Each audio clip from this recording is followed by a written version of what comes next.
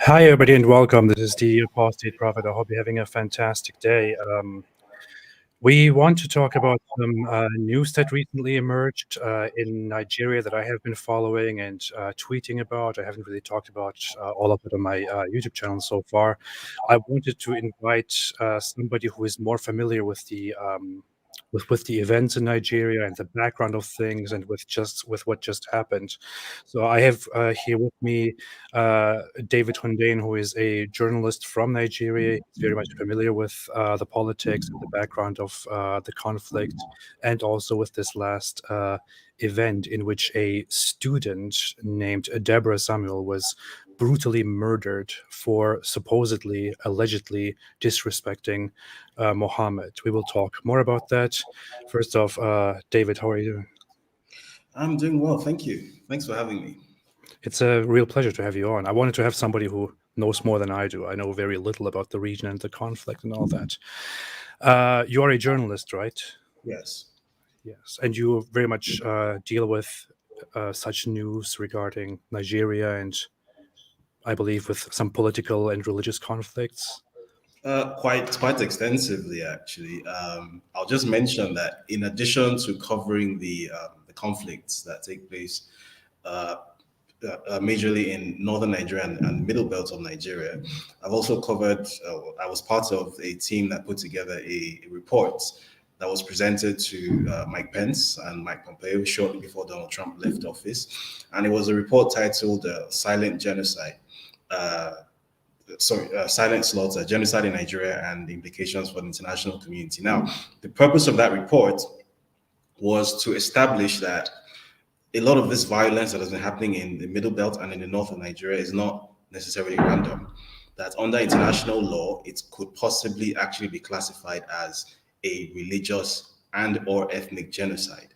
And the US government actually agreed with us when this report was published, which is why shortly before Trump left office, Nigeria was placed on a diplomatic notice list for being a country of concern, for being a violator of religious freedom. It was on the list alongside countries like Iran, North Korea, Turkmenistan, China. It was taken off late last year for some reason that remains unclear. But just to give you a background on the sort of depth of my work in that space. No, I really appreciate the background, and for that adds much more perspective to what we are talking about.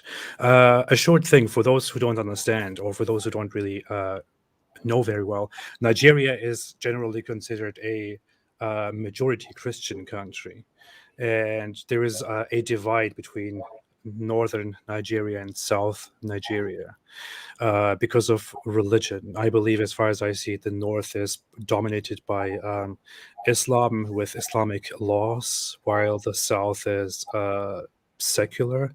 Is that right? Can you tell me more about that? So that's broadly true.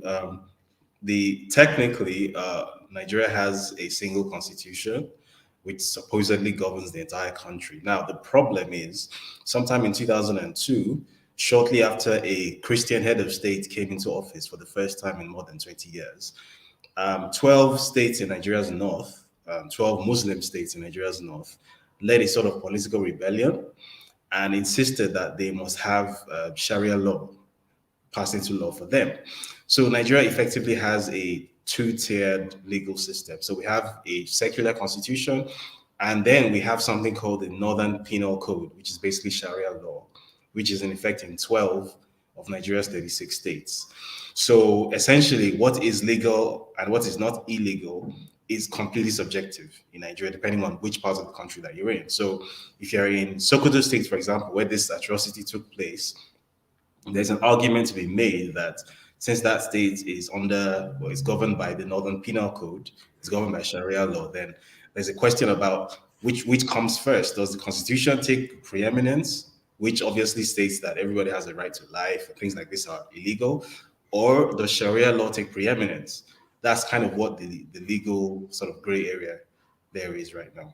So you have a literal, you have a system where you have an actual secular country, and within Yes, that secular country, you literally have Islamic states and Islamic yes, courts, Islamic sultanates, which yes. Emirate. independent from the secular government, implement their own Not laws. so much independent because the central government kind of funds them, so they essentially function without oversight, right? They are laws unto themselves, but they take funding from the state. And incidentally, a lot of that funding tends to come from the secular South because that's where the economy is, that's where the productive economy is. So there's this sort of weird situation going on where, so for example, if I had this really weird situation that I covered some years back where a brewery company that was trying to market its products around the country. And obviously under Sharia law, alcohol is not permitted. Mm-hmm. They're trying to market their products around the country, so they'd have their trucks going to the north, and they'd have their trucks seized and all the beer bottles and everything destroyed and burnt. And the Hizbah police, that's the Sharia police that was enforcing this thing, is funded by the government. And the government is basically funded by tax and crude oil revenue, which comes from the South, which is secular and or Christian. So essentially, like, you have the sort of productive parts of the country funding the unproductive parts of the country to destroy its own factors of production, which to my mind makes absolutely no sense. But that's just sort of the contradictions that make up what Nigeria is today. Let's come to what just happened with the student that we were talking about, Deborah Samuel. The news went around quite rapidly. Unfortunately, the world is silent about this. Western media, other media is silent about this, although this is a very important national case and also an international case. People around the world are paying attention to this, but you don't see very much on international news. A student was murdered in the north because she allegedly disrespected Muhammad. How did this happen? Can you explain? So essentially, there was a WhatsApp group for people on a particular program at this College of Education in Sokoto State. So a College of Education is essentially what you would call a teacher training college, right? So there were a group of classmates who were in this WhatsApp group, and apparently there was a little disagreement in the group because some of the messages that were being sent in the group were of a religious nature, making repeated references to Allah this and Allah that. And this lady apparently got irritated and said, "Hey, this group is for revising, it's for exchanging past questions, it's for talking about our studies, it's not for all this religious nonsense." Apparently, she used the word nonsense, and apparently, she used the word Allah in the same sentence with nonsense, apparently. And apparently, that was quote unquote blasphemy. And for that egregious crime, she was murdered. So um, she was essentially taken outside of the class. Like the mob formed really quickly, as it tends to do in that part of the country. She was beaten brutally, and by the way, there were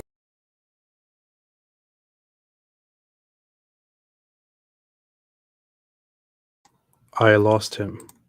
We probably haven't had a connection issue. He might be right back, which is a very unfortunate. We were just getting into it.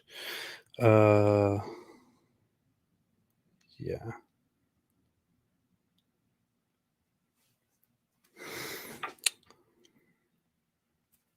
So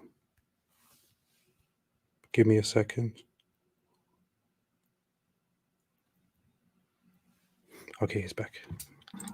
We just lost you for a second here. Right, sorry, I think it was a Wi-Fi thing. So No she was problem. beaten brutally. She became unconscious, and then she was set on fire. And as I say, there were social media videos of all of this. So you had people when her body was on fire, you had people prancing in front of a camera with a guy with a matchbox in front of the camera, screaming out in Hausa language that I'm the one who struck the match. I'm the one who set her on fire. I'm the one who did this, and he sounded and looked apparently really proud of himself, and he had a small crowd of people around him, also sort of, I don't know, protesting, jubilating, celebrating, whatever that was, around the burning corpse of a 21-year-old woman who apparently deserved to die because she sent a message to a WhatsApp group stating that the group is not for the purpose of exchanging religious messages, but it's for the purpose of exchanging past questions. So Which that's is very essentially ironic. She's actually doing what she's supposed to do as a good student and saying, "Hey, this exactly. group is made for studying, for school purposes. Please, stop with this nonsense. Stop making religious messages and implications." When she should be applauded uh, for properly observing and trying to keep the rules of this messaging group. I lost him again. Uh, she is brutally lynched and punished and killed and burned by a mob, uh, supposedly because it is disrespectful to Islam and to Allah and to Muhammad, because it is supposedly blasphemy. She says this group is for studying. Respect this group. She was a Christian, or she was a Christian, or she was definitely not a Muslim. Christian, I think, as far as we see the news. And because she disrespected some religious messages, apparently, by dismissing them as irrelevant to the group, she was brutally murdered. Most of the people who murdered her don't even know why exactly she is guilty, didn't even know why exactly they're doing this. All they did know is that this girl disrespected Islam in a way, and now she deserves to brutally die for that. And those who kill her are supposed to be praised as heroes. And you can see lots of messages made in the Islamist North on social media, on Facebook and other platforms, where you see people saying, "God bless you, brothers. You did a great job. You punished her. May others be punished too," and so on. So that is what happened in Nigeria just a few days ago. Just a few days ago. Let me see if we can get David back. We have you back. We're losing you. You have Sorry about that. Sorry no about that. problem, no problem. You might have connection issues. That's totally all right. I just had to switch my Wi-Fi. Okay, no problem. I was just basically summarizing. She was a Christian, right? Yes. Yeah. So Very she much. was not. She's not supposed to be bound by rules of treating Islam So respectfully at all. that's a very funny thing. So it's constantly insisted whenever this issue is raised that Sharia law only applies to Muslims. It doesn't apply to anyone else. So there's no, like, anyone who has any problem with it is being Islamophobic, doesn't like Muslims, is being a religious extremist, blah blah blah.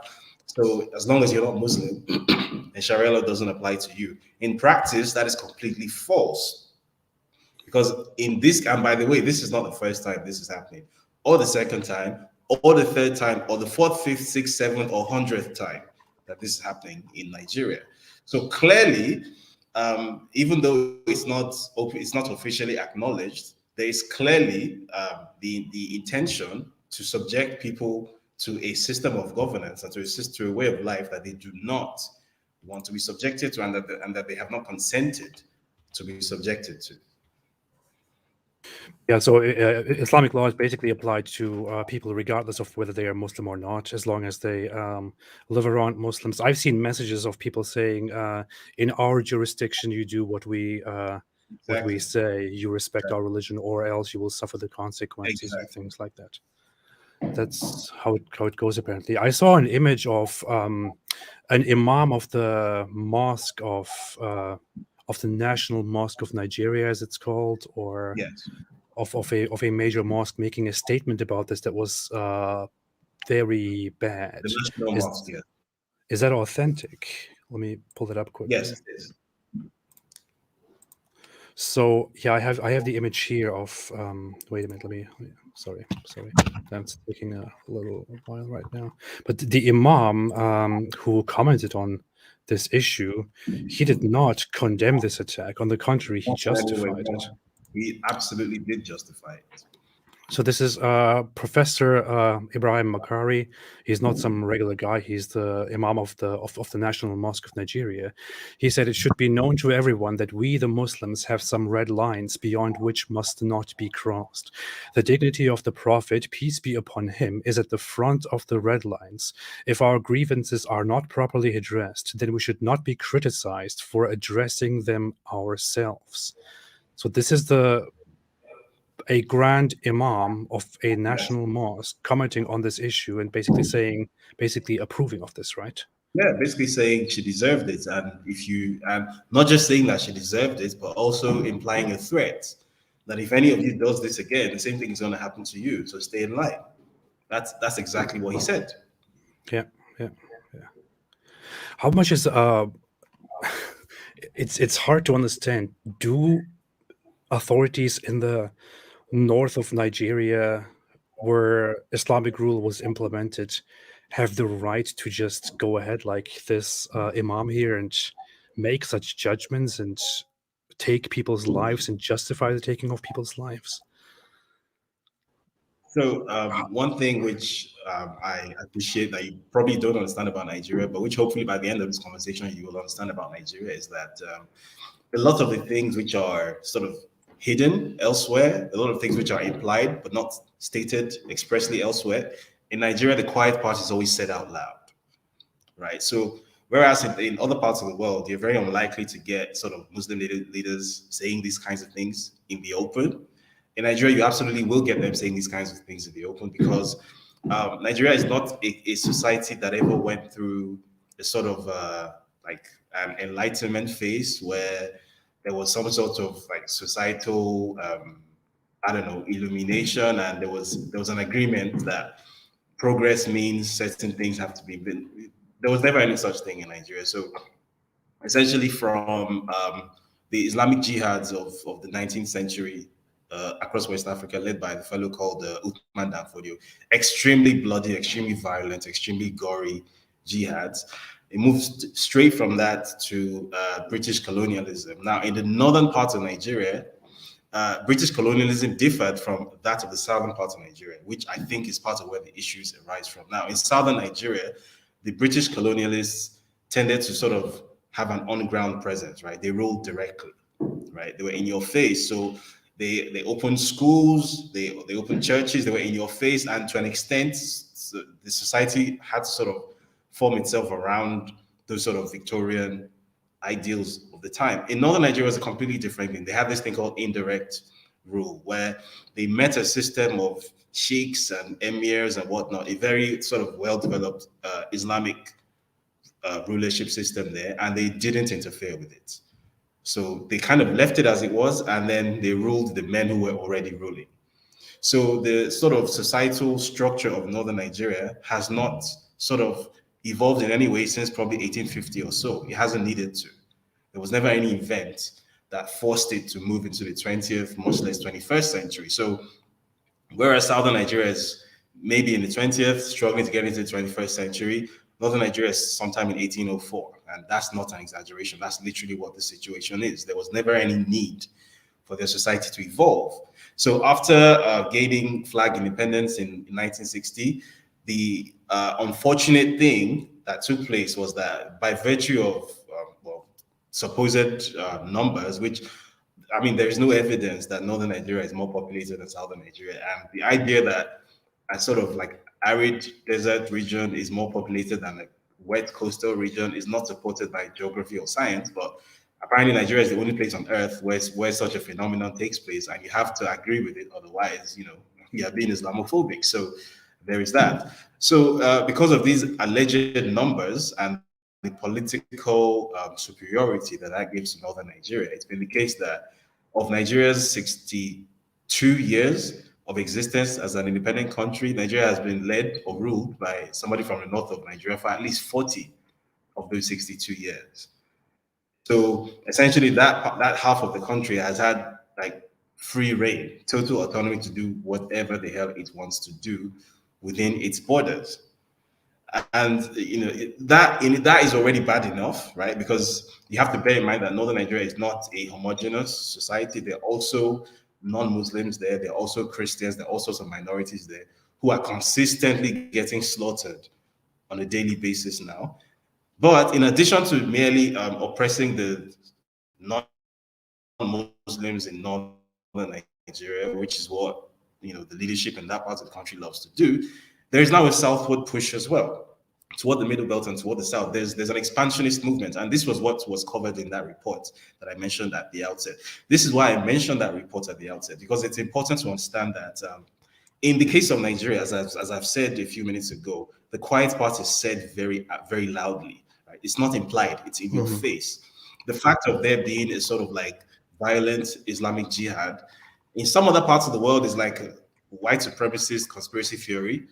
Maybe in Nigeria, it's absolutely not. It's real and it's provable, and there's documentation proving it. A documentation which has gone to the UN, which has gone to the US government. The State Department agreed with that assessment and actually placed Nigeria on a diplomatic notice list for this. So Nigeria is a very different kind of society to anything that you're familiar with. Nigeria is the kind of society where you're unlikely to find people who are going to do I watch your channel and I see the debates that you have, and a lot of these debates, there's a sort of like disingenuousness that you constantly have to sort of push back against. People constantly lying or pretending not to know what they obviously know, or just straight up. In Nigeria, no, they tell you straight to your face that this is what it is, and we're coming to dominate, we're coming to control, we're coming to rule you, and there's nothing you can do about it. It's sort of in your face. And the unfortunate thing is the outside world doesn't really I guess for some very complex political reasons, it's not really the policy of the outside world to directly involve itself, to get involved in these things. So as you mentioned earlier, this thing happened last week and it's barely received any coverage at all in the international media. I read I think it was it was reported in a sort of almost like a sanitized way. The sheer ugliness of what happened wasn't really communicated. It was communicated like, oh, there was a riot, right? There was a religious riot and somebody died in the riot. Yeah, I saw some news articles like just curfew declared after Yeah, exactly. protests and things like this. I mean, there is not enough attention put on the fact that somebody was brutally murdered in an extremely brutal way over some Yeah, beaten to allegations. death and set on fire. Yeah, to get that right, I assume that the people who ran into that and ran after her and participated in lynching and beating to death and killing and burning her probably didn't even really know what was actually said, what she actually did. Exactly, I, exactly. So I, let me give you a very clear example of how this works in northern Nigeria, right? Sometime in, I believe it was 2008, there was a solar eclipse that took place it was in a city called Maiduguri in Borno State, which is in Nigeria's northeast. Now, obviously, these are people who, let's say, are not scientifically inclined. So the concept of the solar eclipse isn't something that they particularly understand. So the rumor that went round when sort of in the middle of the day, it's sort of like the sun, started to disappear. The rumor that started going around was that the world was coming to an end, that Allah was destroying the world. Apparently, he was punishing people for the sins of Christians, apparently. And then the Muslim youth in Maiduguri went on a rampage and started destroying homes and businesses belonging to Christians and killing Christians, right? Because a solar eclipse took place. You can Google this, by the way. This happened. Like, I'm not making this up. You can literally Google it. It happened. It was, I think the BBC actually reported it at the time. That's pretty So insane. this is the sort of thing that happens. So it doesn't even need to take something like an accusation of blasphemy. It can be anything, right? There's always like this hair trigger. Like if you're living in the north of Nigeria and you're not from the dominant ethnicity and especially not Muslim, you are constantly walking on eggshells. Because if you snap at someone the wrong way or you look at someone the wrong way, you accidentally say something that pisses someone off, you might lose your head. And it's not just you that's going to lose your head. It's all the Christians in that neighborhood are going to lose their heads too. They're going to lose their businesses and their homes. So that's kind of Right, the right reality. now that is happening. Right, I saw that because the killers of Deborah Samuel were arrested. Apparently, people went around demanding that the people who are arrested are to be released, and they Yep. started rioting and attacking Churches, Christian of churches and course. shops and things like that. Right.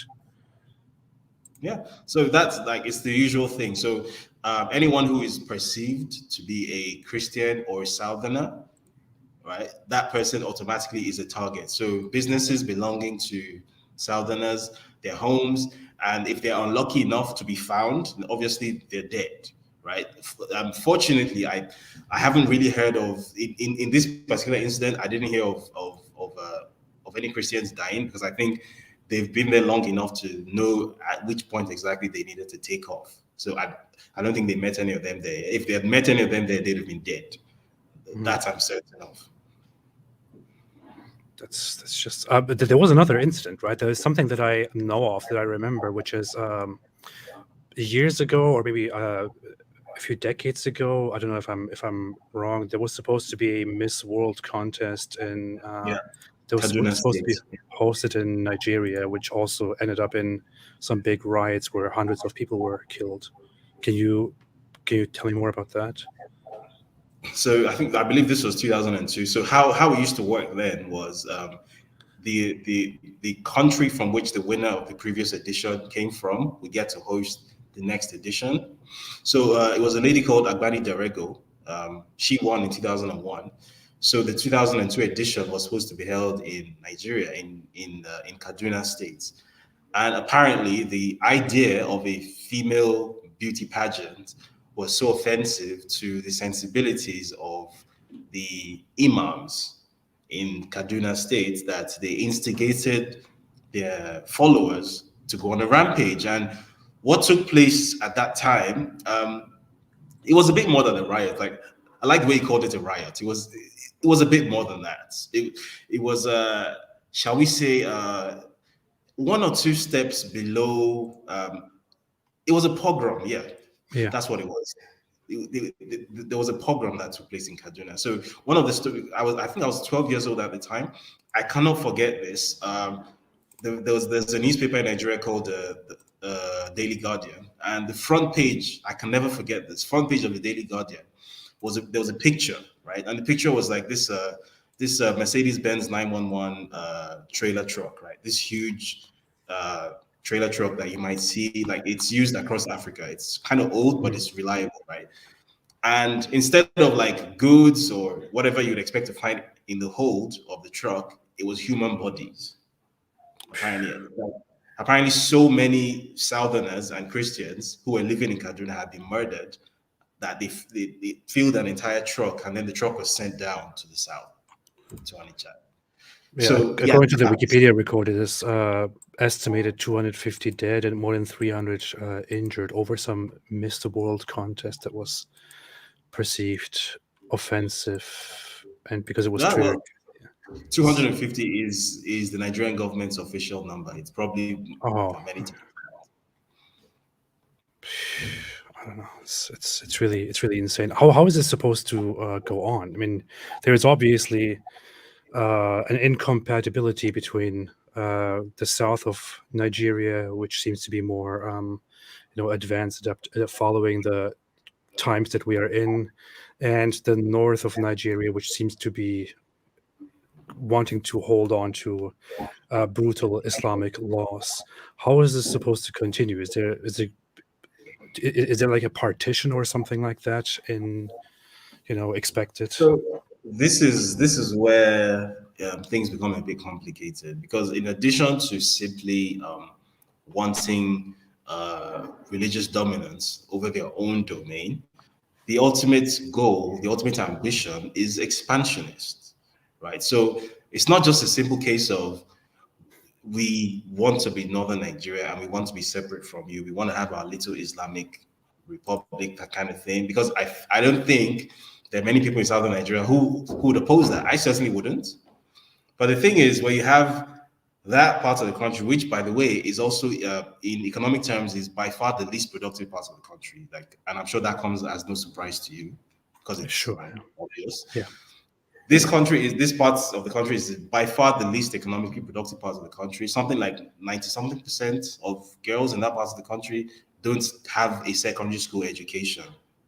I think the 96% of girls in that part of the country don't complete secondary school, right? Most get married before their 15th birthday. Like, it's that kind of place. And unfortunately, because of the supposed numbers, which nobody has ever been able to prove exist, but which exists on paper, because of those numbers and the political dominance that gives them, you have it such that the National Assembly, there's an implied dominance there. So any sort of anything that requires a constitutional amendment that they don't approve of isn't going to happen. So things like modifying the political makeup of Nigeria to make it such that the South can sort of be more separate, can be more self-governing, can have less sort of need for that kind of interaction with the North. I'm one of the people who has been actively involved in these sorts of political campaigning. Because frankly, as you said, the situation is not sustainable. It's clear that the situation isn't sustainable. All of the revenue that funds this whole house of cards, by the way, comes from the South, right? So you have a sort of like the productive, like reasonably forward-looking parts of the country trying to move into the 21st century. I think that the Southern Nigeria is probably sometime in 1998 or 99 now, technology-wise and economy-wise. And then you have another half of the country which wants to go back to 1805 and is making progress in going back toward 1805. And you have two of them in the same country. And you have the richer half subsidizing the poorer half. And it's not just subsidizing it. The people who make the decisions about where the money goes are from the North, because another very wicked thing about Nigeria is that even though on paper it's a federal republic, on paper there are states which are supposed to be self-governing and blah, blah, blah, blah, blah. In practice, the central government, which is obviously controlled by the North, the central government has control of everything. So the central government has control of the security forces, that's the police, the army, the intelligence agencies, all of that stuff, has control over taxation. So unlike how it is in America, for example, where every state has its own tax code and whatnot, and then there's a like a federal income tax and whatnot. In Nigeria, the FIRS, that's the federal IRS, sort of has everyone under their thumb, and then there's the oil revenue that comes out from the southern part of Nigeria isn't controlled by the constituent parts where the revenue is coming from. It's controlled by the central government.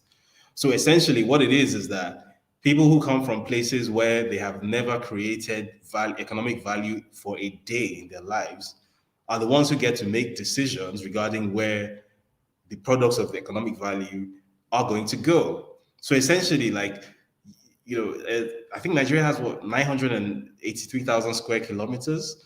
I think the whole of Nigeria is barely bigger than Texas, I believe. And Nigeria has 36 states, 36, each one of them with its own civil service and all of that.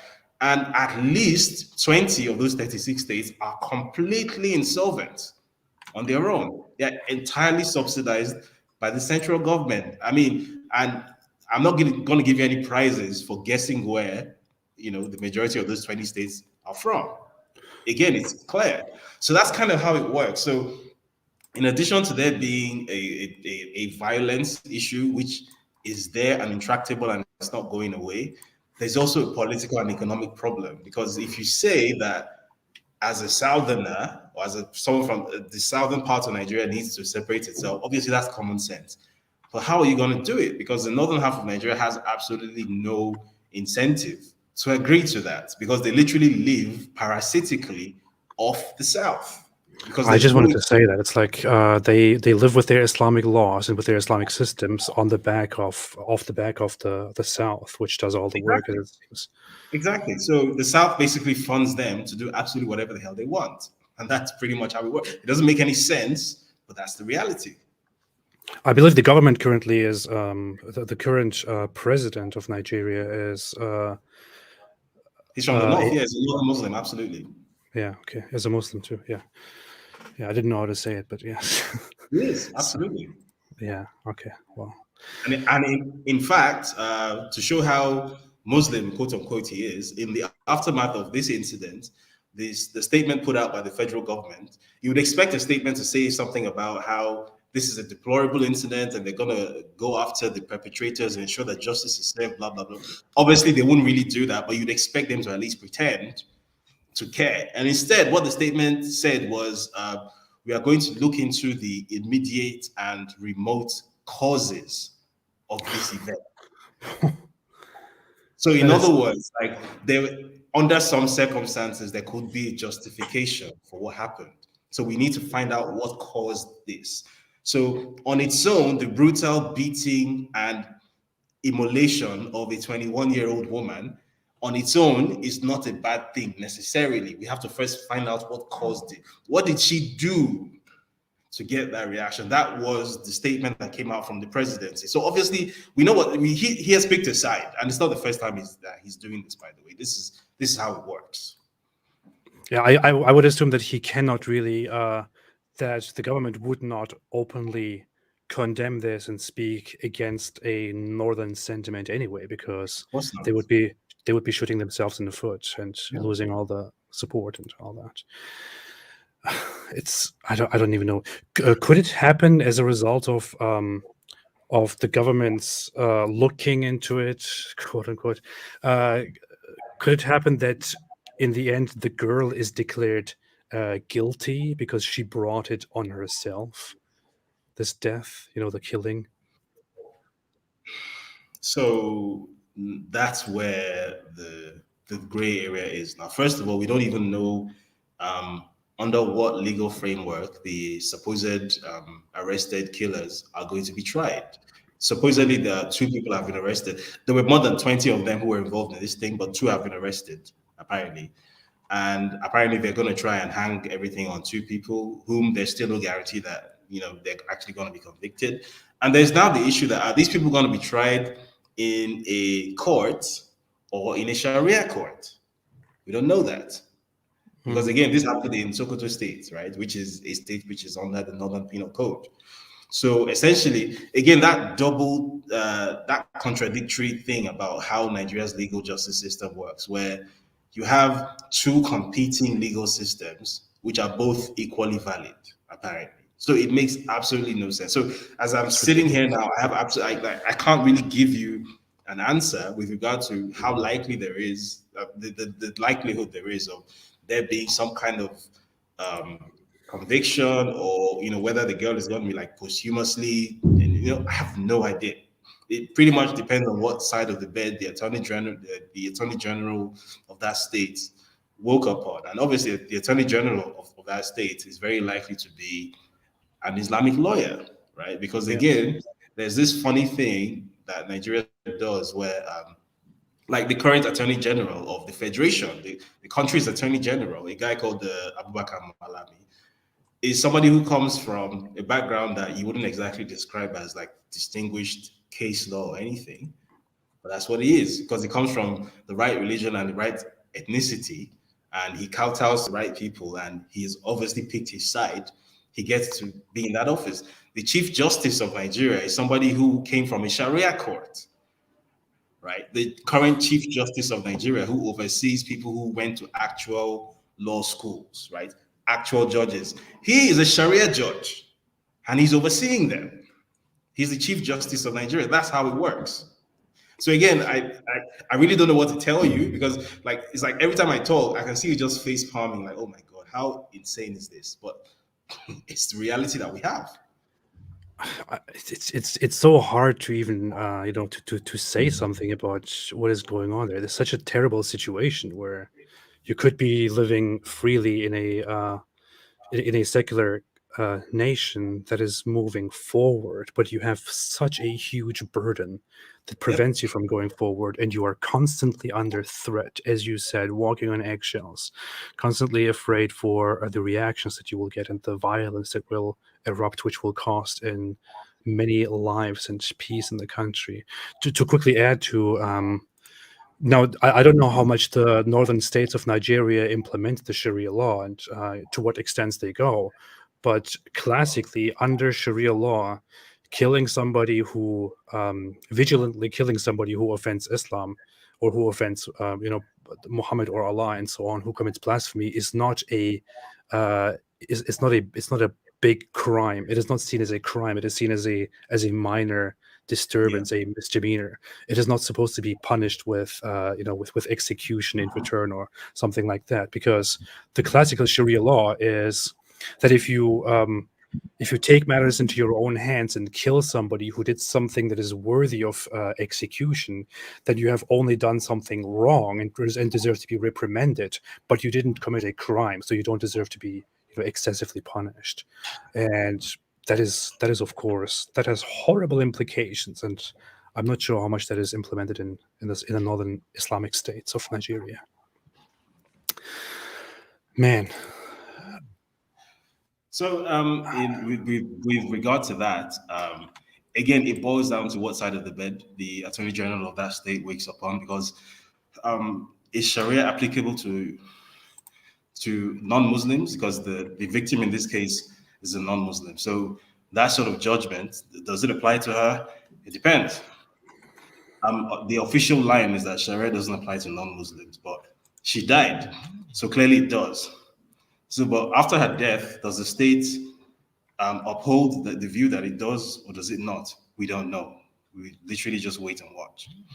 I assume that even if the state does something that is not in favor of the guilty ones here, that there will be disagreement and maybe even protests and riots again from Absolutely, Muslims absolutely, within there who will will be. say, There "How will be. dare you?" There are already protests. There are already protests for the fact that two people got arrested. There were protests. Why are you arresting them? They were doing their Islamic duty. Why did you arrest them? Free them. And when I think they were arraigned in court yesterday. 34 lawyers showed up to represent them pro bono. 34.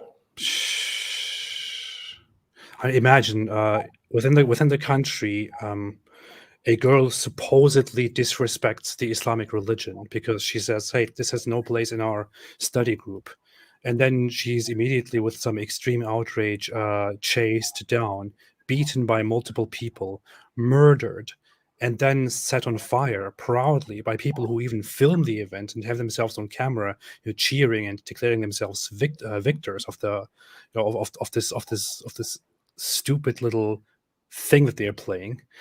And when the authorities come in to arrest people for this crime, the population stands up and protests, saying, "How dare you protest our people? They did the right thing."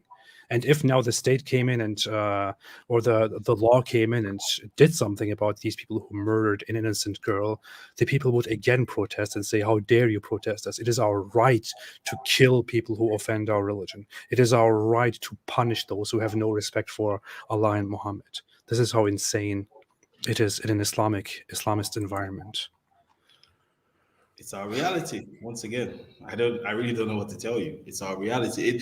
It's a really weird situation for me because I work both in the Nigerian and West African space and in the international space. So I get to see a lot of these conversations in the international context, where the word Islamophobia is thrown around a lot, and sort of an aversion to Islam is associated with white supremacism, Mm, uh, especially in Europe and North America. yeah. And I always find it really weird just how different the situation here is, right? Because I don't know, maybe that's the case there. I'm not from Europe, I'm not from North America, I'm from Nigeria. But in my reality as a Nigerian, I don't really think the word Islamophobia is a meaningless word in my context. Because how Yeah. can you have a phobia for something which is going to kill you? It Absolutely. genuinely is going to kill you. I mean, I'm atheist, for example, right? In the eyes of the kinds of people who killed Deborah, I'm even more deserving of death than she is. My existence itself is blasphemy, right? Basically you claim that there's no Allah. That's even worse than what she did under their. So I personally, like, I cannot set foot in northern Nigeria. I can't try. But I'm not even in Nigeria at the moment because of the work that I've done, right? So I actually live under asylum protection. I'm in exile right now. I'm not in Nigeria. But even if I were to return to Nigeria someday, I couldn't dare to step into northern Nigeria. I couldn't. I, Yeah. I couldn't dare. I would get killed. My head would get separated from my body simply for the fact of existing. So it's I a just really wanted to weird. ask you that, but I didn't really know how to ask without kind of, uh, I didn't really know how to ask that. But yeah, I would assume that somebody who does whatever you do is in danger in Nigeria, or especially in the Constantly. north. Constantly. So, and I'll just give you a quick example of this. You may have heard of a guy called Mubarak Bala. I'm not sure if you heard of Yeah. him. Yes. So he was born into Islam in I think in Kano State, or was it Kaduna State? One of the Sharia states anyway. And he became atheist basically. He renounced Islam.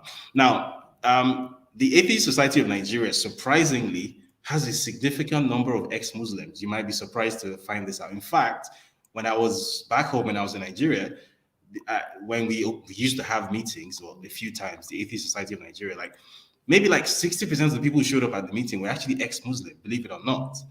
But the thing is, most people who leave Islam usually keep it very quiet. They don't talk Hmm. about it. So they might show up to our meetings, but it's not something that they advertise. And in fact, afterwards, when like we're taking pictures to put on Twitter handle or something, they wouldn't be in the picture because they Yeah. don't want to identify. Mubarak was the opposite, right? He was a bit like me, but perhaps worse, because he actively courted the publicity, I would say.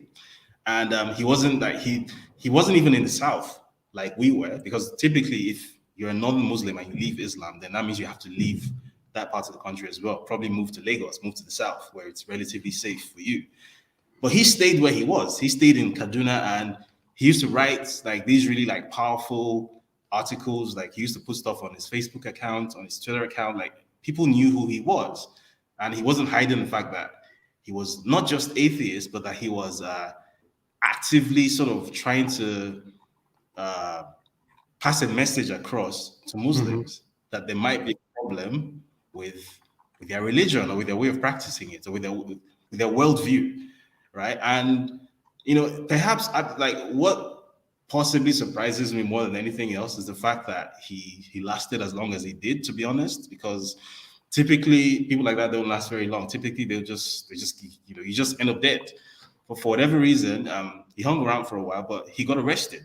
And it was funny that when he got arrested, laws were actually broken because supposedly he got arrested under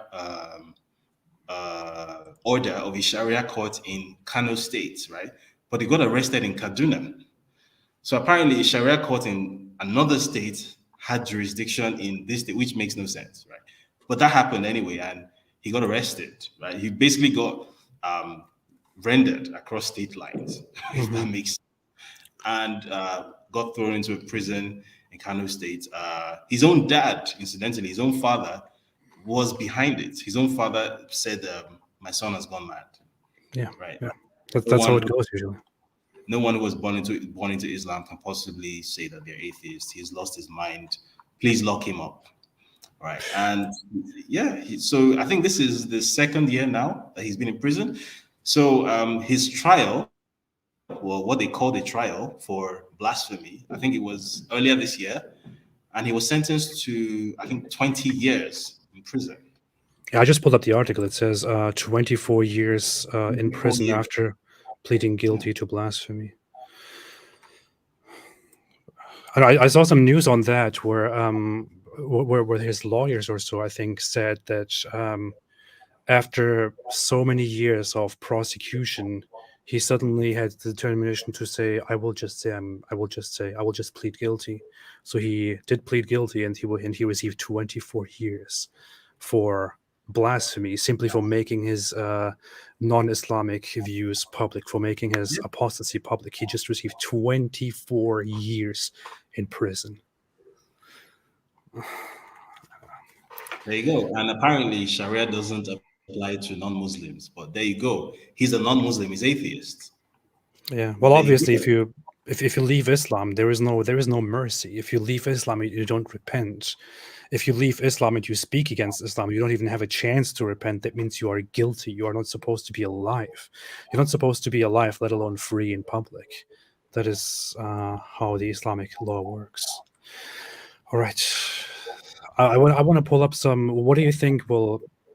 I guess we very much kind of went into this before, but what do you think the future of the Deborah Samuel case will be? Do you think there will be? Do you have any hopes that some justice will be served? Not really, because it's not the first time this has happened in Nigeria. And I'll give you one major example. In 1995, there was a lady in Kano State who was accused of desecrating the Quran. Supposedly, she I forgot what the exact story was. It was either a bed sheet or a book or something, and they were supposedly Islamic inscriptions on the book, right? Funny enough, it may not even have been a Quran. It might have been just some random book written in Arabic, right? And you know, in that part of the country, there's a lot of illiteracy, so people just believe whatever it is their imams tell them. Or most of them can't even read Arabic to know what it is. So once they see something that looks faintly Arabic, oh, it's it's the Quran, it's holy, it's this and that. So no one even knows whether it was the Quran, but supposedly the story was that she was using pages from the Quran to, I think, to kindle a fire or something like that. She was caught doing it. So she was killed, obviously, immediately. And then her husband, a guy called Gideon Akaluka, he was not just killed, his head was paraded around the town. Right? There was a procession around the town with his head, the human head. Now, the guy at the head of that procession, right, the guy who led the procession, like a sort of like the ringleader of the violence, if you like, he was a guy who later on became a very important person in Nigeria. Now, what happened at that time was, at the time, there was a military president who was the head of state, General Sani Abacha. And obviously, Abacha, as a military president, even though he was northern and he was Muslim, he didn't want any kind of security threat, because as a military person, your first priority is always stability. So he went after the ringleaders, and I think there were about 9 of them. 8 of them died one after the other. Like they all got arrested and they all started dying one after the other. The very last one was this guy who, by virtue of his quote unquote royal blood, because he comes from a family of emirs, right? So he had royal blood. Some people interceded for him, and he was spirited away to Sudan, where he spent some years. Now, after Abacha died, and then we had a civilian government, a democratic government, and he was rehabilitated, quote unquote. He came back to Nigeria. He was fixed into a job at a very popular bank in Nigeria. He rose all the way to become managing director, and I think in 2011, was it 2010, he was appointed Nigeria Central Bank governor. His name was Sanusi Lamido Sanusi, right? So somebody who was responsible for this exact kind of atrocity in 1995, somebody who went around town holding a human head, later on became Nigeria's central bank governor, and is still a very well-respected person in Nigeria, and is still a public figure in Nigeria. And in fact, right now, so he later on became the emir of Kano before he was deposed by the Kano state government. So he's still a well-respected man. He still gives speeches in public. People listen to what he says. He appears on TV. His words make headlines. He's still a respected person in Nigeria. He's a murderer. And that's the reality of the kind of place Nigeria is. So is there going to be justice in this case? It's very unlikely, to be honest. I wouldn't bank on it. Yeah. Well, that says it all. It's very enlightening. I'm going to quickly look at some comments, some super chats from our viewers. Thanks everybody for being here, by the way. Stop Scamming Man said, "Thank you for doing this, AP. I would urge you to consider highlighting what is happening in northern Nigeria further and having more interviews about it." I would be happy to. This is very interesting. David, I appreciate your input very much. I would maybe work together again in the future and have you back on here to talk more about things like these. That would be very nice. Riziko LP said, "What do you think about Michael Stutzenberger? I don't know who that is, honestly, so I can't answer that. Sorry." Opal Ian said, "Even if the Sharia law was above the secular law, shouldn't punishments be decided by a scholar or a caliph, etc.? In other words, that head imam's terrible words was wrong too." Well, I mean, you could go into the details of Sharia law here, but the issue is, as explained earlier, if people take matters into their own hands and, supposedly commit justice for Islam against a blasphemer who, according to Islamic teachings, deserves death anyway, that is not necessarily hugely out of line under Islamic law. And an imam of a national mosque simply makes a statement about what his religion states and what Muslims as a religious community think. So there are many layers to that. Do you want to add anything to this, David? Um, I don't really see the point of like debating the finer points of something I Yeah. consider to be absurd, right? Somebody Yeah. was murdered, and not just murdered, murdered in an especially brutal manner. Yeah. So I don't really think anyone should be having conversations about, the sort of like you've seen a fish dive into a river and bite a snake. I'm sorry, you've seen a snake dive into a river and bite a fish and take it into its mouth. Like, why are you debating about how long the snake's teeth are? That's irrelevant. The snake is trying to eat the fish. That's what the important thing here is. So, like, Absolutely. and this, by the way, is something I have a really big problem with whenever I'm trying to have this kind of conversation because I find that, and this is not just Islam, by the way. This is like I think it's a thing with religions in general. They have this way of sort of making people almost like disingenuous and start like majoring in the minor and minoring in the major and like talking about things that don't really have any relevance to the Mhm. situation at hand, right? So even if there was a scholar or a caliph or whoever, what's the guarantee that the scholar or the caliph is going to say anything different? Well, the caliph would probably say the exact same thing. He would say, "Don't Yeah, cross our red lines, or else." That's what would happen. precisely. Precisely. By the way, this guy is not some random guy. He's a professor of Islamic studies, Yeah. like an actual professor with a PhD. He probably studied, and he probably studied outside Nigeria. A lot of them study at the Islamic University of Medina, like because there's a major Saudi pipeline, obviously. Like Hmm.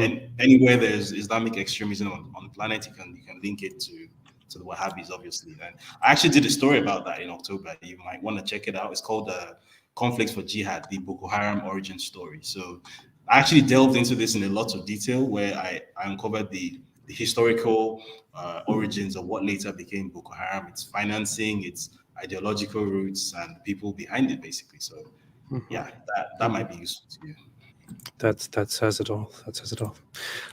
Stop Scamming Man said, "For all its flaws, Bukhari says those attack non-Muslims under state protection burn in hell." He's referring to the not the President Bukhari, but to the historical Hadith Bukhari. Sahih Bukhari, think on that lynch mobs, think on that Professor Ibrahim Makar. Well, here is the issue. Even when Muhammad supposedly says that in this report, he's not necessarily saying that those who live under an Islamic state are by default just protected. It is still uh, those who It's are bound subjective, by, completely yeah, subjective. yeah, you are bound by jizya, which means as long as you pay protection money and abide by all the moral laws that are imposed on you, you will not be killed. But if you do something wrong and if you fail to pay, then you are fair game. That's what the Islamic law is. So I cannot even credit Muhammad or Islam that much. It is responsible for this barbarity that is happening. Happy Camper said, "Is apostasy growing in that area? Thanks. Do you know in any way if there is like an uptick in people leaving Islam in Nigeria or in the north of Nigeria?" Um, Yes and no. Yes, in the sense that obviously, as I mentioned, my experience at the Atheist Society of Nigeria, there was a surprising number of ex-Muslims from the north, and those were the ones who were brave enough to come to the meetings or to even identify, even in secret. Many of them would just sort of disappear and just you just not hear Mm, from them.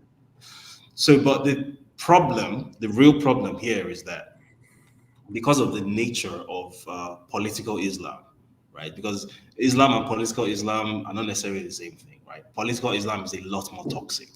And what we have in northern Nigeria is political Islam. And because of the nature of political Islam in northern Nigeria, they have some of the world's highest birth rates, right? mm, Extremely high birth rates, right? So obviously they also have extremely high maternal mortality and whatnot. But the sheer amount of replacement, if you like, going on is a lot more than those who are leaving or who are dying, right? So mm, it's like maybe 10 will leave and 15 are replacing them because 20 have been born yesterday, kind of thing. That's kind of how it works. And by the way, if someone found that offensive, you should just keep in mind that this is not something I came up with. This is something which is said explicitly in that part of the country, that mm, how you maintain political control of the Arna, which is the Hausa word for infidel, the mm, Kafiri, how you maintain political control of them via the Nigerian state is by giving birth to as many children as you can,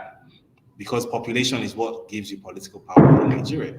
So it's stated yeah, very yeah, openly. Their imams preach this in the mosques, right? So this isn't something that like some like conspiracy theory or some antagonistic journalist is coming up with. This is what they themselves say very openly and very unabashedly. So yes, in the sense that there is a groundswell of people who, especially ever since Boko Haram and the associated violence like the Islamic State and whatnot became active in that part of the country, there are people who are starting to re-examine their beliefs. But unfortunately, there is just too much procreation going on, and obviously, wherever there's extremely high poverty rates, low literacy levels, that's where you see such huge uh, human like procreation levels and mhm, like mhm. completely I think the fertility rate per woman is something like 5 or 6, which is just like, you know amazing. So yeah, that's how it is. Yeah, yeah. I would say there is a difference in Islam and political Islam insofar that people can believe in Islam, and live as Muslims, or people can believe in Islam and immediately follow and apply the fundamentals, the principles of Islamic law into their lives and the government. And yeah. Mukuldan said cover about the death of Kashmiri Pandits. Thanks. Others have done that. I'm not really going into that. Azri Schizophrenia said killing other kind of people are the types who want to live alone by themselves. Benjamin Ayota said, such a shame. Nigerians and Africans in general are blindly following religions given to them by their oppressors. That's a big assumption to make here, but I don't know if you want to add something to that. Not necessarily. So maybe in the case of Islam in northern Nigeria, it might surprise many people to know that it wasn't necessarily a simple cut and dried case of people came in from the Arab world and they conquered you and they gave you their religion. That's the end of story. It's not really that simple. The history of Islam in northern Nigeria actually goes back several centuries, and there's an argument to be made that there was once a time where some of the people who are now considered to be full-blooded Arabs, and some of the people who are now in northern Nigeria or northern Africa and the Horn of Africa were once not so different in terms of how they identified themselves. So there was a lot of cultural sharing going on, which wasn't necessarily due to conquest. So that's what also makes it difficult, right? Because Mhm, if you go to a northern Nigerian and tell him, hey, this isn't really your culture, this isn't really your religion, this is what some Arab guy brought to you, that might not necessarily be the case. It might be the yeah, case. It's definitely the case in some cases, but in some other cases, there are people who can trace back their ancestry 600 or 700 years and who can tell you that my ancestor is been Wahab something something something, was born in Medina, blah blah blah, and they're not lying about it. mhm, So it's really complicated because that just brings in a whole other issue of like racial identity dynamics, and there's this funny racial hierarchy system they have going on up there. So the ones who consider themselves to be, but I forgot to mention this, they're actually indigenous Arabs in Nigeria as well. They're called the Shua Arabs, right? They Oh, exist. Yeah, so there's this really funny racial hierarchy thing going on up there as well. So the Shua Arabs, and then the Kanuri, and then the Fulani, and then the Hausa at the bottom, and it's just really, really complicated. So it's not as I know. simple as I've heard about the Fulani tribesmen and things that have gone on over the last decade or so, and longer than that. But I guess it's a very long topic in and of yeah, that's itself. the whole story on its own. Yeah, yeah. Well, Benjamin Oda said Christians in Nigeria need to read the Quran and Hadith to expose it and understand what the text says about non-Muslims. They do. I think everyone needs to read more from the Quran and the Hadith to learn what Islam says about all of us, which is why I am doing here what I'm doing, and I hope more people can pay attention to this. Hello, David. Any thoughts on starting a YouTube channel? Said Stop Scamming Man. Not really, because I have so much going on. So maybe when I'm in a less precarious situation, maybe when I'm not constantly looking over my shoulder, then yeah, but not just yet. No. I see. 85 said, sickened to see so many people cheering such sadism. Deborah Samuel died for all of us, freedom fighters. We should commission a statue for her. Pathetic. I know, but at least some memory why we do this. Yeah. She needs to be honored. I have some things in mind, but I don't want to talk too early right now. D. Boudreau said, do you think those arrested, if convicted, will get more or less time than Mubarak Bala? Good Less, question. definitely less. Definitely less. That's not even a question. That's if they're convicted. Definitely less. Absolutely. That makes me sick right now. I don't know. That really makes me sick right now.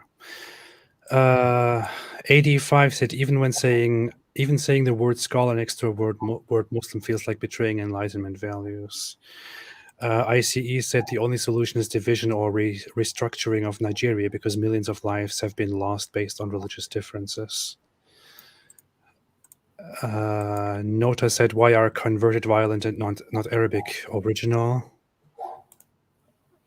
I don't know what that means, but do you mean people who convert are more prone to do violent things? That's debatable. There's something to be said for that, but I think that's debatable because are you saying that Arabs are peaceful necessarily? That's not necessarily the case. I mean, Yemen is an Arab country, isn't it? So I think the Arab world is wealthy. That's what it is. I don't think it's necessarily peaceful. I think it's wealthy, and I think the existence of wealth pacifies a lot of people and sort of covers over a lot of structural issues. If that wealth were to run out, God forbid, then I think you'd see a very different Arab world. I agree with that. I think the rule here is also something that people observe, which is that many people who grow up in Muslim cultures in the West, in Muslim families, live their lives more peacefully than some people who convert to Islam and immediately become very radical and all that. But that's just a different pattern. D. Boudreau said, how much of the Fulani aggression is religious versus land disputes? What do you think? That's it's the same thing. Let me just put it that way, right? As I said, this is an expansionist way of seeing things. Political Islam is expansionist. So it's not just about forcing you to adopt a religion. It's about gaining territory. It's about gaining influence over territory. Because when they come to you, it's not as if you say, "Oh yes," that's the end of that. They're just going to shake your hand and be like, "Oh yes, now you're our brother." That's it. No, they're going to install an emir or somebody who's going to rule over you, and then that has become their territory. So it's the same thing, right? And by the way, this has been done extensively in Nigeria. There are places in Nigeria which maybe just 60, 70 years ago, the demographics were completely different. And in just 60, 70 years, like they've become like almost 100% Fulani now. So an example of this is a place called Wase in Plateau State. Now, around independence in 1960, it was populated by the indigenous people, the Jukun people, the Tarok people, who were predominantly African traditional religion adherents, all Christians predominantly. And as I speak now, that same area was say is 99 point something percent Fulani Muslim, right? So Hmm. that sort of rapid change in demographics didn't happen by accident, right? This is something which even the state itself has knowledge of. So one of the ways this is done, for example, is this thing called grazing reserve. So you may or may not have heard of this constant back and forth dispute in Nigeria between farmers and so-called herders, cow Yeah. herders, who are basically like Fulanis, right? So what it is one of the government's supposed ways of solving that problem is to go and buy large expanses of land from indigenous people and then parcel it out to these herders and claim that this is for ranching, right? So that they can settle, so that they can start doing settled agriculture instead of nomadic agriculture, which sounds reasonable. But the problem with that is essentially you are taking huge swathes of land. And by the way, you are taking these swathes of land through government fiat, right? Nobody Hmm. sat down and had a conversation with you. Nobody agreed to give you the land. You just took it because you're the state and you have that power. By the way, the Nigerian government owns all land in Nigeria. Nobody owns any land in Nigeria under the Land Use Act. If you buy a plot of land or whatever, you don't have a certificate of ownership. You have a certificate of occupancy for 99 years, after which it reverts to the states, and you pay Hmm. ground rent every year. So the state owns all land in Nigeria and can take it away from you at any time. I see.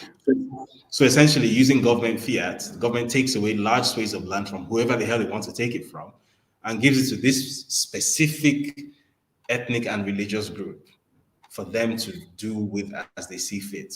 So you have an area which maybe was 80 something percent indigenous or and Christian or animist previously. Now it's like 90 something percent Fulani and Muslim because that place was bought up by the government and given to some people as their grazing reserves or whatever.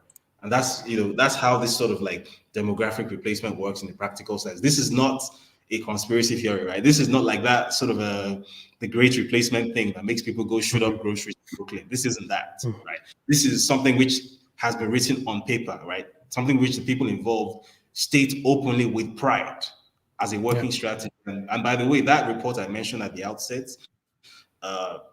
silent slaughter, genocide in Nigeria, and implications for the international community. Anyone who hasn't read that report should please kindly download it. I think that report explains everything I'm saying in much more detail together. We actually traveled around the country to sort of get these eyewitness accounts to document things by ourselves. That was the first and only time that I found out what burning human flesh smells like. It's an absolutely revolting smell. I hope I never smell it again. We went to a place called Kajur in Kaduna State. We actually documented some of these things shortly after they happened. And this report went to the US State Department and the US presidency. What we were trying to do at the time was trigger this. I forget what it's called, but it's an American law that states that it was introduced in the aftermath of the Rwandan genocide in '94, and it's a law that states that wherever on earth something that can be classified as a genocide takes place, the U.S. government is obligated to step in. So we were Hmm. trying to trigger the U.S. government to use its own legislation to basically, you know, give us some help, right? What we were hoping to get was for a special envoy to Nigeria to be appointed, like it was like it was done in Sudan, where incidentally this exact same thing took place, right? I don't know how familiar you are with the story of Sudan and the Darfur region, but that's basically North and South Nigeria. It's basically the same story. I know that they So you separated essentially had eventually, but yeah. yeah, Yeah. so essentially you had Muslim expansionists trying to take over, the richer parts of the country, which was in the south, which is populated by Christians and animists. It was pretty much the same story, right? And Hmm. Hmm. what sort of ended that was the appointment of a special envoy, a US special envoy. So that's what we're hoping for. But Trump lost the election, and they probably in the months just before the election, they probably felt as if this is too much of a commitment of American resources to make. So yeah, we agree with you, but we're not going to commit this much American resources to some African country right now. It's not a priority. So what we'll do instead is we'll place Nigeria on a diplomatic notice list, which is what they did. And then unfortunately, Joe Biden came in and took Nigeria off the list for reasons best known to him. So yeah, right back to square one. And everything for nothing then. Erkan Akgüne said two competing justice systems could be one of the worst things that a country can experience. Yep. Yeah, absolutely. It leads to a mess. Yeah. Joe Serrano said, is it possible for the South to become Biafra? What does that mean? It was a short-lived sort of separatist republic. So if you've ever heard about the Nigerian Civil War, it was basically Nigeria versus Biafra. So Oh, okay. Yeah. yeah, but the thing with Biafra is it's not the entire South; it's the Southeast. Mhm. So no, it's not really possible for the whole South to become Biafra. We're Yeah. not Yeah. we're not politically aligned in that way, I see. unfortunately. I see. Luigi Santoriello said, thank you, Ridwan, for providing us with quality content. David is a top-notch journalist. Would be cool to see him again. See, some praise for you. That's good. Stay safe. Lots of love as always. No, I agree.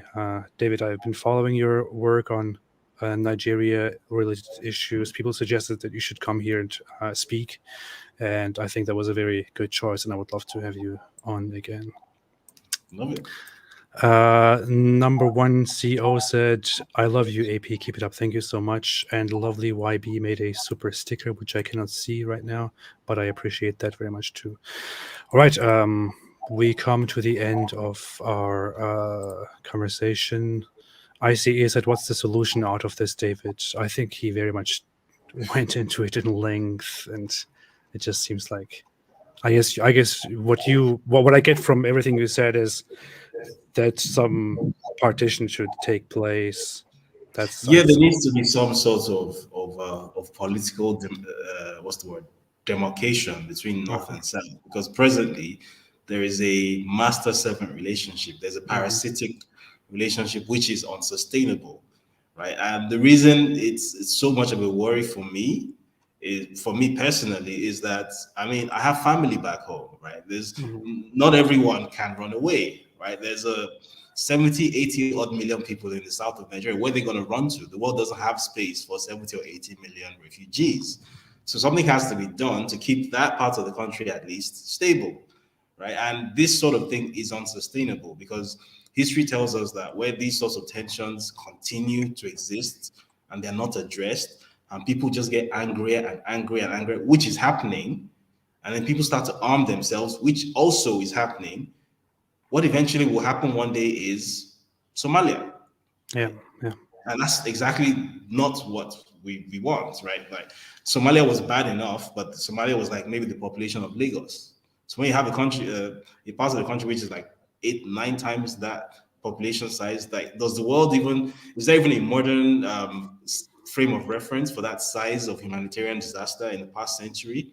Maybe since the Second World War, I don't think we've seen such a thing. I don't think the world can accommodate such a thing. So that's why I'm really worried Yeah, about yeah. this. I understand. I was following some news about there was actually when I was looking into whether a certain law is still applied today in some countries. The law is, according to the Quran, people who cause mischief or spread corruption, whatever that means, are supposed to be executed by cutting off their hands and feet from opposite sides, or crucified, or just killed, or exiled, and so on. And I was wondering if anyone actually applies this punishment still. And I found reports that in Somalia, the Islamic authorities were Yep. actively applying such punishments, cutting off hands and feet from opposite sides of people who rebel against the Islamic authority, and then putting them on display and letting them bleed out, basically. And I don't know. You don't want things to go there. Yeah. What am I going to say? Anyway, thank you so much, David, for this. It was very enlightening. I hope that in some way justice will be served soon or one day. I hope more such cases like that happened to the student here, Deborah Samuel, who was brutally murdered, tortured, murdered, and burned simply for not respecting Allah and Muhammad. Hope such things will not happen more. I hope things will get better, although it's a little bit hopeless as it seems. Do you have anything else that you want to add before we end this, David? To be honest, not really. Just a quick note that, as I mentioned earlier, there's a significant difference between how things work in Nigeria and how they work elsewhere. So, what I'm hoping people aren't going to do, which I suspect they will do anyway, but I'm still going to mention it. What I'm hoping people aren't going to do is take segments of this conversation and then go make it seem like, hey, this guy's aligned with, some Ku Klux Klan member or something. That's not what this is. Nigeria is a very, very different sort of society to the West, right? So there are certain implied standards of civility, of legality, and things that exist in Europe and North America that simply don't exist here. So a lot of the ways that people like myself interact with Nigeria are driven by simple self-preservation, right? We don't have the luxury of being politically correct. We don't have the luxury of being polite. We don't have the luxury of making you feel comfortable about the things that we're saying, right? But it's what burning human flesh smells like. And I assure you, it is the most revolting thing you will ever come across in your life. If you have seen what a 2-year-old's baby looks like with its head separated from its neck, if you've seen these things, which I have, then you'd understand that there are things that are a bit more important than your feelings or your political affiliations or whatever. So if you don't understand how Nigeria works, please, do some Googling and see what the reality of the situation is. I mean, we put together a report and we sent it to the US State Department, and the State Department agreed with us, right? The State Department has some of the world's most incredible research resources, right? Intelligence resources that they have access to, and they agreed with us. They agreed with our assessment. So that really should say something, right? These are not conspiracy theories. These are things which are very well documented. You may not be aware of them because, again, I guess Nigeria is just some African country. It's not really the international media's priority, but you can still find all this information if you look for it. So, yeah, just sort of do some of that research, and then maybe you'll develop a little bit of sympathy for the positions that some of us hold. It just is what it is. We don't have, again, the luxury of being politically correct because, hey, those of us who maybe didn't fully realize the extent of trouble that we were in, ended up like Deborah Samuel. Yeah, enough has been said. I don't know. I don't know what else to add to that. But thank you so much, David. Where can people find you to follow you further with your reports? You're on Twitter. Is there anything else? Yeah, so I'm on Twitter. My name that you can see on the screen is the same name that I go by on Twitter. I also run a Substack newsletter. It's called West Africa Weekly. So that's westafricaweekly.substack.com. I write a Awesome. Business Day column for Nigerian viewers. There's a Nigerian newspaper called Business Day. I write a political and an economic column there 3 times a week. So yeah, that's pretty much it. So Awesome. my Substack, my Twitter, and my Business Day. That's where you can find me. Thank you so much. So everybody, for more, please support the cause of people like David Hundeyin, who is doing some great journalist work. You can follow him on Twitter by his name, and all the other sources that he just mentioned. Support this cause, and let's hope that things will get better one day. Thank you so much, everybody, for watching. Thank you so much, David, for joining me. Have a fantastic day, everybody. And as always, as I always say, stay away from Islam.